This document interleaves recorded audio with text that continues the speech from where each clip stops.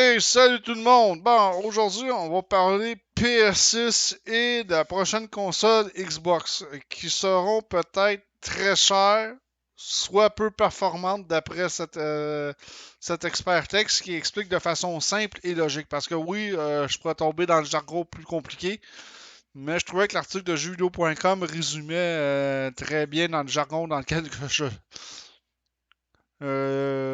je suis. La PS6 et la prochaine Xbox pourraient ne pas connaître une grande amélioration de performance par rapport aux actuelles, ou alors elles seront beaucoup plus chères. Soit moins performantes, soit très chères. On a un dilemme. Alors que les joueurs n'ont pas encore tous leurs consoles de dernière génération, certains préparent déjà l'arrivée de la PlayStation 6 et de la prochaine Xbox. Mais les projections sur cette future génération suscitent des inquiétudes quant aux performances et au prix de ces machines. Le Leaker Kepler, très bien informé sur AMD, souligne les défis économiques et technologiques auxquels sont confrontés Sony et Microsoft. D'après lui, la prochaine génération de consoles seront moins performantes, soit plus coûteuses pour les consommateurs. La faute aux transistors. Ben oui, parce que ils vont changer de sorte de transistors. Présent. C'est ça que ça s'en va, vers des transistors qui vont encore coûter plus cher. Ouais, mais qui sont supposés être côté énergie plus efficace. Selon Hikori Totoki, COO de Sony, avait déjà récemment exprimé son inquiétude quant à la difficulté de maintenir des profits sur la PlayStation 5. Ben oui. À mesure que son cycle de vie avance, les coûts croissants d'un composant constituent un défi majeur avec une tendance à la hausse qui pourrait se poursuivre avec les générations futures. Selon Kepler, la transition vers des technologies de transistors plus avancées, telles que les GAFFETS ou les CFETS. Bon, ben, en jargon, mettons pour le GAFETS, ça signifie Gate All Around Field Effect Transistor. Puis pour le CFETS, ça signifie Complementary FETs. C'est le nom que ça porte pour ces transistors-là, signale la fin des économies réalisées par la simple. Ok, excusez. Ok, c'est ça. Les transistors plus avancés, c'est ça que j'ai dit, signalent la fin des économies réalisées par simple réduction de la taille des puces. Ainsi, la console de nouvelle génération pourrait offrir des gains de performance très limités comparés aux générations précédentes ou être proposé à des prix nettement plus élevés. Bon. Fait que ici, on va aller voir l'autre article juste à côté ici. Il explique un peu plus en détail. Fait que qu'est-ce que ça signifie? Vers plus de cloud, vers des consoles moins puissantes. Les rumeurs entourant la prochaine génération de consoles renforcent ces prédictions. D'après elle, Microsoft envisagerait de lancer deux versions de sa prochaine Xbox dont une version portable moins puissante. Ah ben oui, j'en ai entendu parler de la fameuse Xbox portable. J'ai pas eu le temps de faire de vidéo dessus, malheureusement. Mais on sait que les consoles portables ou hybrides à date avec le concept de Nintendo Switch, ça cartonne, hein? La preuve, là, il y a la Steam Deck, la Rogue Ally, celle de Lenovo et MSI en ont sorti une aussi, et j'en passe. En revanche, Sony viserait toujours à faire de la PS6 la console la plus puissante de sa génération.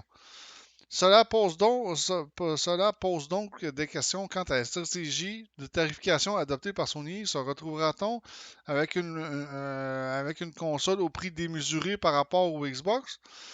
Surtout, les constructeurs vont devoir se poser des vraies questions à l'heure où le pouvoir d'achat des consommateurs s'amenuise. Et l'inflation fait augmenter les prix des composants de leurs machines. Les joueurs seront-ils prêts à payer bien plus cher pour des performances seulement légèrement amélioré, vaut-il mieux adopter une stratégie de console peu chère avec un abonnement? Le cloud deviendra-t-il une solution de facilité d'accès pour les joueurs qui n'ont pas de machine très puissante? Bon, ben c'est sûr que là, présentement, si on analyse ça, vite fait, c'est sûr que ça donne des munitions pour le fameux Game Pass de Xbox, présentement. Ça donne beaucoup de munitions à Microsoft pour le Game Pass. Est-ce que vendre une console beaucoup plus chère, ça donnera rien. La console, ça ne vendra pas. Là, si on est rendu qu'on va dépasser des 1000$ pour s'acheter une console de jeux vidéo, ça ne vaut pas la peine. Rendu là, vous êtes mieux d'acheter peut-être un ordinateur de gaming. Vous allez être mieux servi. Quitte à mettre de l'argent en extra sur l'ordinateur, mais ça vaut vraiment la peine. Fait que, ouais, il va falloir que les deux fabricants se posent des questions. Xbox, il irait avec une. Moi, si je serais Xbox, là, je sais pas, moi, la console portable, ça serait déjà pas pire comme concept. Une console hybride comme la Nintendo Switch serait quand même pas si pire de ce côté-là. Moi, je trouve que l'idée de Xbox, tu sais, euh, de ce côté-là, je trouve que Xbox, ils pourraient marquer des points. Mais encore là, ils vont sortir deux modèles, ce qui est complètement un peu ridicule. Xbox, c'est ça le problème, c'est s'ils sortent deux modèles ils vont sortir deux modèles parce que c'est ce qu'ils ont fait avec la Xbox Series. PS6, PlayStation qui veut que sa PS6 soit la console la plus puissante. Ok, ça a beau être plus puissante, mais si le prix aussi est puissant, ça revient au même. Il n'y aura pas grand vendeur. Fait que, ouais, à cause que les transistors, la technologie des transistors vont changer. Ici sur Gameblog, on va lire ici ce que ça veut dire. Parce que même ici, qu'est-ce que ça signifie? Le coût par transistor est un indicateur économique clé dans la fabrication des semi-conducteurs. Il reflète le coût de production d'un seul transistor sur une puce électronique. Historiquement, ce coût a diminué avec chaque nouvelle génération de consoles et de fabrication de puces, permettant des gains de performance à moindre coût. Mais cependant, cette tendance s'inverse à mesure que la miniaturisation atteint des limites physiques et technologiques. Autrement dit, pour les transistors, les Thin Field Effect, c'est ça, c'est que là, on a atteint la limite pour les miniaturiser et leur donner des gains de performance. Là, ils ont atteint le maximum de gains de performance puis leur maximum de miniaturisation, si on pourrait dire ça. Ah, excusez, là.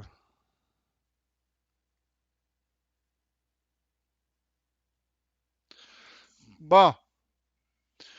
Euh, Qu'est-ce que ça veut dire? FinFET signifie Fin Field Effect Transistor. Cette technologie représente une évolution dans la conception des transistors. Les FinFETs ont permis des améliorations significatives en termes de performance et d'efficacité énergétique par rapport aux transistors plats traditionnels, tout en maintenant un coût de coût par transistor relativement stable.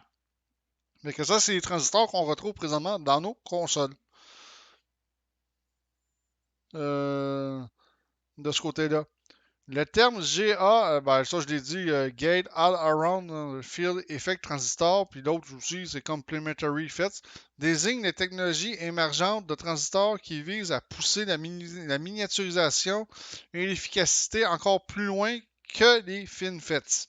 Fait que c'est ça le problème, c'est qu'il y a une nouvelle technologie qui s'en vient, puis c'est ça. À un moment donné, c'est ça. À un moment donné, on a beau développer sur une technologie, à un moment donné, cette technologie-là atteint sa limite. Côté performance, côté miniaturisation, côté de bien des choses, ils atteignent leur limite. C'est comme un processeur, c'est comme n'importe quoi dans la technologie. Ouais, la technologie devient obsolète à un moment donné. La transition vers les GAFET et les CFET, si on pourrait dire ça comme ça, représente une avancée technologique majeure, mais elle s'accompagne avec une augmentation des coûts de production. Là c'est des nouveaux transistors, c'est sûr, ça va être tout nouveau. C'est sûr que les coûts, au début, ils vont coûter cher, ces transistors-là à fabriquer. Mais au fur et à mesure que ça va devenir la norme, mais les coûts vont diminuer. C'est souvent comme ça que ça marche. Mais un coup que ça devient la norme, les coûts vont diminuer. Les défis de fabrication et les investissements en recherche et développement pour ces technologies nouvelles et complexes entraînent une hausse des coûts par transistor.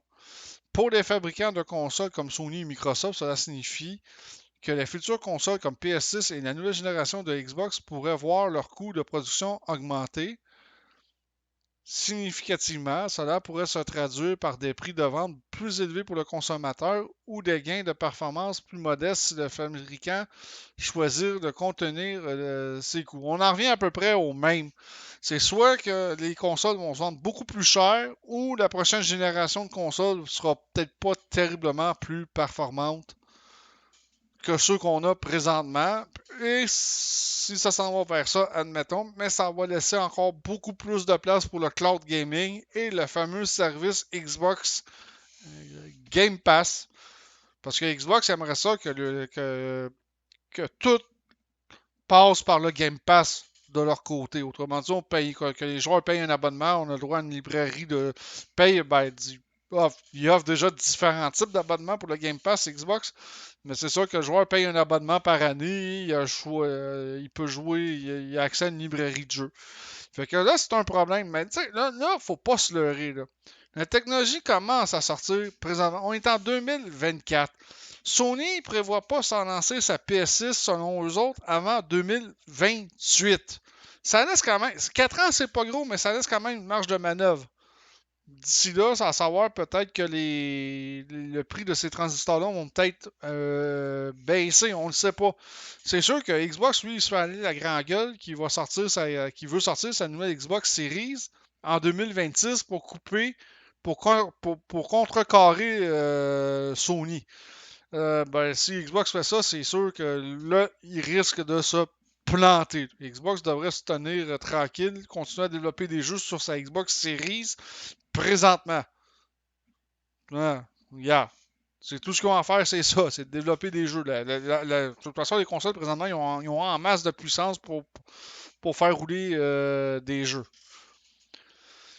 Pour l'instant, selon les informations disponibles, Microsoft envisagerait de lancer sa prochaine console en 2 versions. On en a parlé dans l'article de jeuxvideo.com. Donc, dont l'une serait une version portable. Naturellement, moins puissante que le modèle principal. Sony, en tant qu'à lui, semble ambitionner comme d'habitude. Fait que, tu sais, là, c'est encore là, comme j'ai dit, c'est celui qui est capable de pisser le plus loin, hein, qui rapporte la course. Là, c'est un peu ça présentement. Fait que seul l'avenir va nous dire c'est quoi qui va se passer pour la nouvelle PS6 et l'autre et la nouvelle Xbox de Microsoft. Seul l'avenir va nous dire. Mais là, il reste 4 ans avant que la PS6 sorte. Fait que, tu sais, comme j'ai dit, ça va passer vite. C'est pas si long que ça, mais il peut y avoir du changement d'ici là, ou il peut y avoir des changements d'ici là aussi. Là. Fait que moi, je m'énerve pas trop avec ça personnellement. Fait que là-dessus, je vous dis ciao tout le monde, à la prochaine.